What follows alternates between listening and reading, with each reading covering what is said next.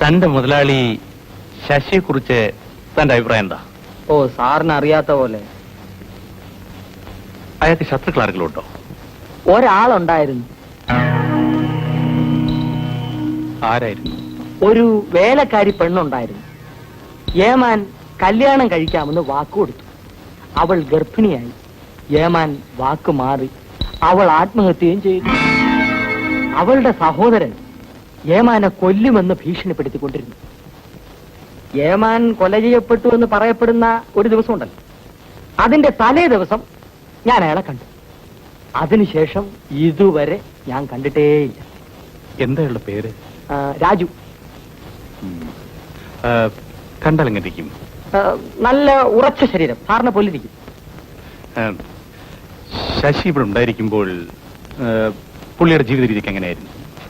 എന്തോന്ന് പറയാനാ സാർ, ഏമാൻ. ആട്ടെ, ശാരദാമ്മ ഇതിനെ കുറിച്ചൊന്നും പറയാറില്ലായിരുന്നു? അവരുപദേശിച്ചു സാർ, പക്ഷെ ഏമാൻ ഒന്നും വകവെച്ചില്ല. അമ്മയെ അനുസരിക്കാത്തവനോ? എന്നും വഴക്കാണ് സാർ. വഴക്കോ? ആ, ഏമാൻ കൊല ചെയ്യപ്പെട്ടു എന്ന് പറയപ്പെടുന്ന ഒരു ദിവസം ഉണ്ടല്ലോ, അതിന്റെ തലേ ദിവസം രാത്രിയും ഒരു വഴക്കൂടി.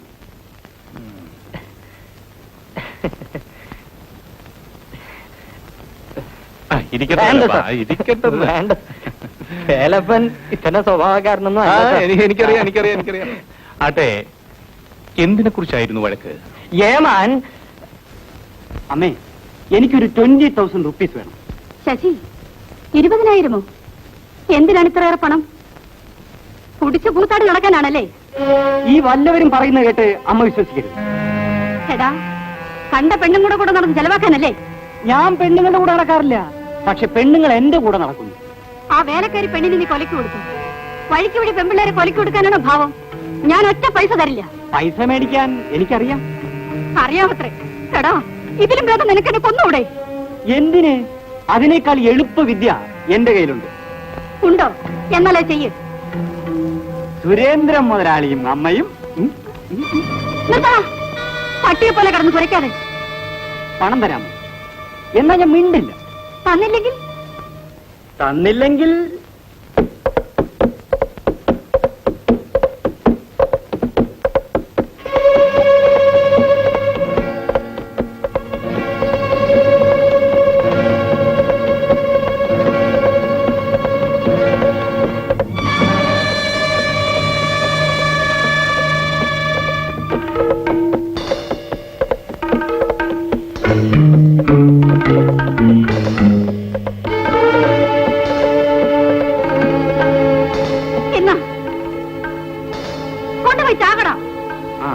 ഇന്ന് ചാകണമോ അതോ നാളെയോ?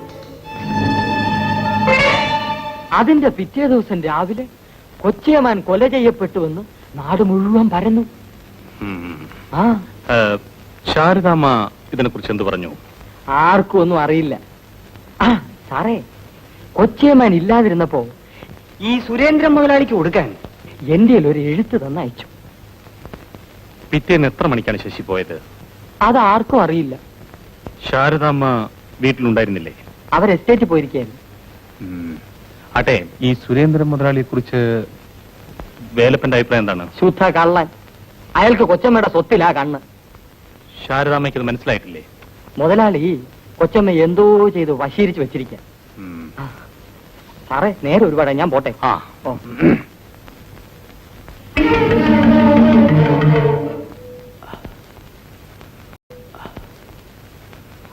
മുത്തച്ഛ, ആ വളവിലല്ലേ വീടെന്താ എപ്പോഴും പൂട്ടിക്കിടക്കുന്നേ? നീ അവിടെ പോവോ? ആരാ നിന്നോട് ഇതൊക്കെ പറഞ്ഞത്? ആര് പറഞ്ഞു?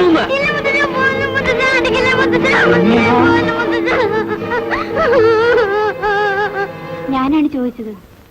കുഞ്ഞേ, ഞാൻ പറയുന്നത് വരെ അതിനെപ്പറ്റി ആരോടും ചോദിക്കരുത്. അതെന്താ നാരായണേട്ടാ? പിന്നെ പറഞ്ഞു തരാം.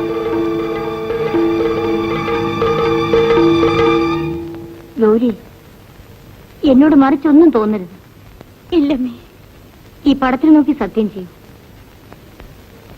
സത്യം.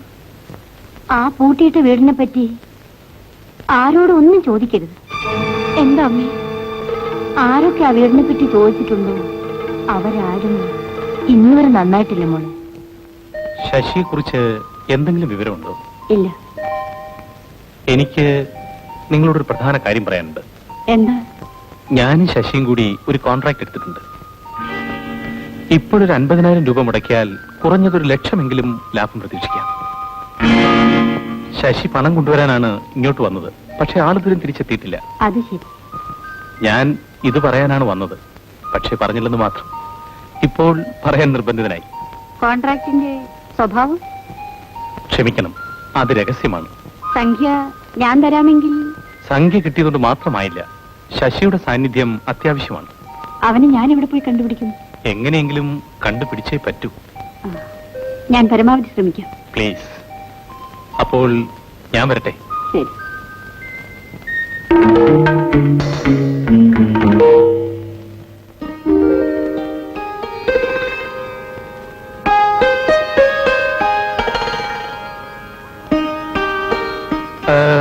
ഒന്ന് നിൽക്കൂ. ഇതാരുടെ വീടാ? അയ്യോ സാറേ, ആ വീടിനെ പറ്റി പറഞ്ഞവരെ കൊല്ലിപ്പിച്ചാച്ചു പിടിക്കും.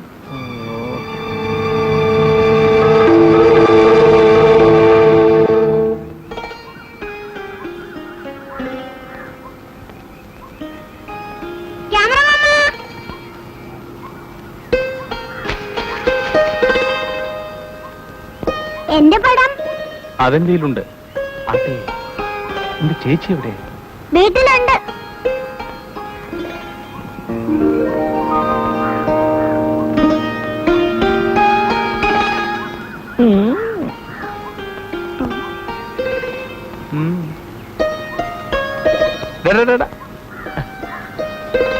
ഇത് നിന്റെ ചേച്ചി കൊണ്ടുപോകും.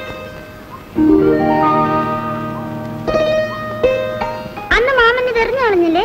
അത് വേറെ ആയിരുന്നില്ലടാ. നീ ഇത് നിന്റെ ചേച്ചിയുടെ കൊണ്ട് കൊടുത്തിട്ട് ചേച്ചി എന്ത് പറയുന്നു എന്നോട് പറയണം.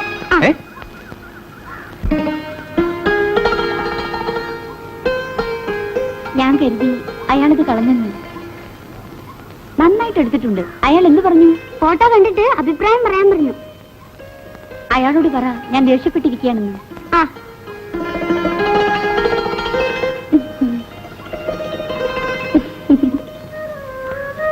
ചേച്ചി നിന്നെ വഴക്ക് പറഞ്ഞു? അയ്യോ പാവം, നീ എന്തിനാ എനിക്കൊരു വഴക്കേട്ടത്? നീ ഒരു കാര്യം ചെയ്യും. ഇന്ന് വൈകിട്ട് 4 മണിക്ക് മാമന പുഴവക്കൽ ഉണ്ടായിരിക്കും. ചേച്ചിക്ക് എന്തെങ്കിലും പറയാനുണ്ടെങ്കിൽ നേരിട്ട് എന്ന് പറയാൻ പറ.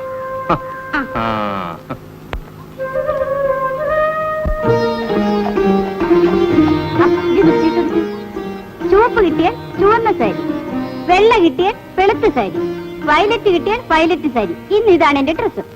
എടുക്കൂ.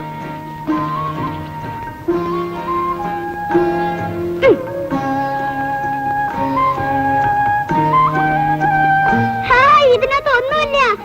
ചേച്ചി ഒന്ന് തുണി കൊടുക്കാതെ പോണം. മിണ്ടായിരടാ. ഒന്നുകൂടെ എടുക്കൂ.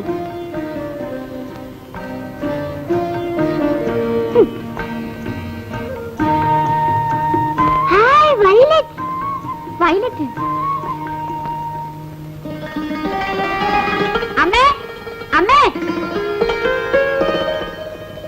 എന്താ മോളെ? അമ്മേ, ഞാൻ ഒന്ന് പുഴവക്ക് വരെ പോകുന്നു. മോളൊന്ന് പുതിയ സാരിയൊക്കെയാണല്ലോ കൊടുത്തിരിക്കുന്നത്.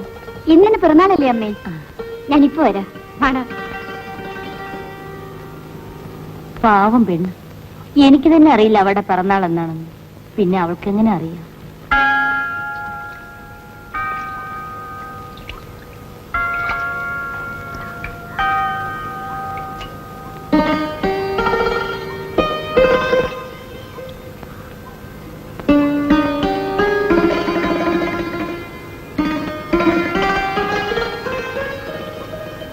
ക്ഷമിക്കണം, എനിക്ക് വേണ്ടി ഒരുപാട് നേരം കാത്തിരിക്കേണ്ടി വന്നു അല്ലേ? ഞാൻ നിങ്ങൾക്ക് വേണ്ടി കാത്തിരുന്നല്ല, ഞങ്ങൾ മീൻ പിടിക്കാൻ വന്നതാ. ഇത്ര വലിയ മീൻ കിട്ടിയിട്ടും മതിയായില്ലേ? ഏത് മീൻ? ഈ മീൻ ഞാൻ പിടിച്ചതല്ല. ഞാനിവിടെ ഇരുന്നോട്ടെ. വേണ്ടെന്ന് ആര് പറഞ്ഞു? വേണ്ട, അവിടെ നിന്നാ മതി, ഞാനങ്ങോട്ട് വരാം. ഇതെന്തിനാ? കിട്ടുന്ന മീനെല്ലാം ഇതിലിട്ടുള്ളൂ, ഞാൻ കൊണ്ടുപോയിക്കോളാം. അതിന് കർച്ചീഫ് മതിയാവില്ല. ഇതറിഞ്ഞിട്ട് ഞാനൊരു ചാക്കുമായിട്ട് വരുമായിരുന്നല്ലോ. അന്ന് എന്നോട് വലിയ ദേഷ്യമായിരുന്നു അല്ലേ? അങ്ങനെ ചെയ്താൽ പിന്നെ ആർക്കാണ് ദേഷ്യം വരാത്തത്? ക്ഷമിക്കൂ ഗൗരി മഹാറാണി. ഏ എന്റെ പേരെങ്ങനെ മനസ്സിലായി? എനിക്ക് അല്പം ജ്യോത്സ്യമൊക്കെ അറിയാം. അപ്പോൾ ജോത്സ്യക്കാരന്റെ പേരെന്താ? എന്റെ പേര് പ്രകാശ്. ഒരു ചെറിയ ബിസിനസ് ഉണ്ട്, അല്പസ്വല്പം കഥയൊക്കെ എഴുതും. ശാരദ എസ്റ്റേറ്റിലെ ശശി എന്റെ അടുത്ത സ്നേഹിതനാണ്. ഇവിടെ വരാനുള്ള കാരണം? ഞാനും ശശിയും കൂടി ചേർന്ന് ഒരു ബിസിനസ് ചെയ്യുന്നു. അവനെ അത്യാവശ്യമായി കൂട്ടിക്കൊണ്ടുപോകേണ്ട ഒരു കാര്യമുണ്ടായിരുന്നു. ഇവിടെ വന്നപ്പോൾ അവനില്ല. ആ, നേരെ ഒരുപാടായി, ഞാൻ പോട്ടെ. അപ്പൊ വാ നമുക്ക് പോവാം. നാളെയും മീൻ പിടിക്കാൻ വരില്ലേ? സമയം കിട്ടിയേ വരാം. നാളെ ക്യാമറ കൊണ്ടുവരില്ലേ? ആ, നീ നിന്റെ ചേച്ചിയെ കൊണ്ട് വാ, ഞാൻ ക്യാമറയും കൊണ്ട് വരാം.